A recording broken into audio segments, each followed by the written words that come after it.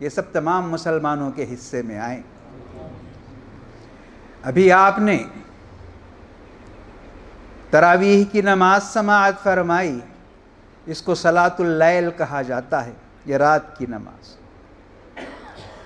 کچھ لوگوں کو یہ نماز لمبی لگی ہوگی، حقیقت میں یہ نماز لمبی ہی ہے،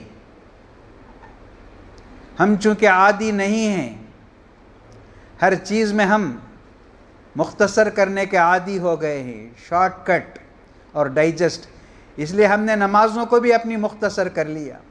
یہ تراویح کی نماز جسے صلاۃ اللیل کہا جاتا ہے، ایسی ہی طویل ہوتی تھی۔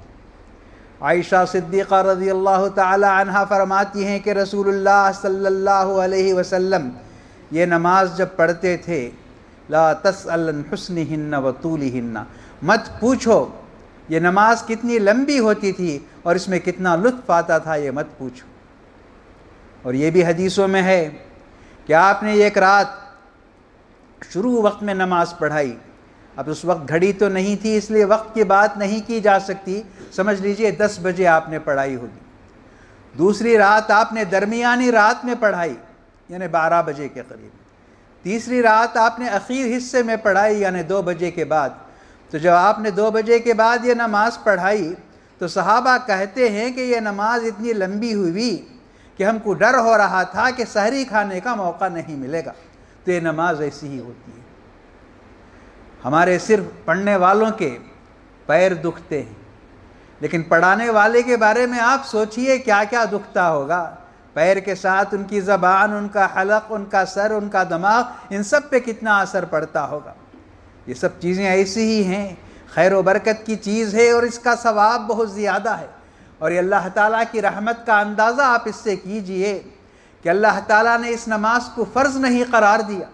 اگر یہ نماز فرض ہوتی تو ہمارے جو کمزور ہیں، جو ضعیف ہیں، ان پہ لیے کتنی مشکل پیش آتی۔ تو اللہ تعالیٰ کتنا رحمان ہے اور رحیم ہے، یہ آپ دیکھ لیجئے کہ اللہ تعالیٰ نے اسے فرض نہیں بتایا، لیکن یہ نماز ہوگی اسی طرح، کیونکہ جہاں بھی قرآن حدیث میں آیا تو روزے کے بارے میں من صام آتا ہے، صامہ، روزے کو صیام کہتے ہیں، من صام للہ، تو اس کا یہ ثواب ہے۔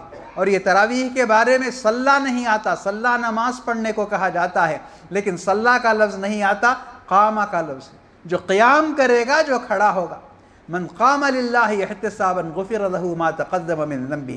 تو جہاں بھی یہ لفظ آیا، یہ نہیں کہا گیا نماز پڑھو، یہ نہیں کہا گیا، بلکہ قیام کرو کہا گیا۔ قیام اتنا طویل ہونا چاہیے کہ حدیثوں میں یہ بھی آتا ہے کہ پیارے رسول صلی اللہ علیہ وسلم اس نماز میں جب کھڑے ہوتے تھے تو آپ کے قدم مبارک میں ورم بھی آ جاتا تھا۔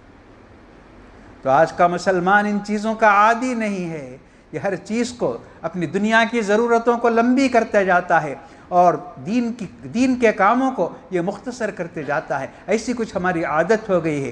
دنیا کے جو کام تھے، روٹین کام، سمجھ لیجئے 8 گھنٹے کے کام کو 10 گھنٹے 12 گھنٹے کرتا ہے، لیکن دین کے کام جو 2-4 گھنٹے کے تھے، ان کو آدمی 1 گھنٹے کے اندر سب کو نمٹا دینا چاہتا ہے، ختم کر دینا چاہتا ہے۔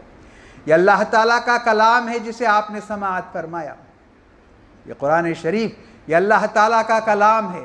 اللہ تعالیٰ اپنے بندوں سے مخاطب ہوتا ہے، خطاب کرتا ہے۔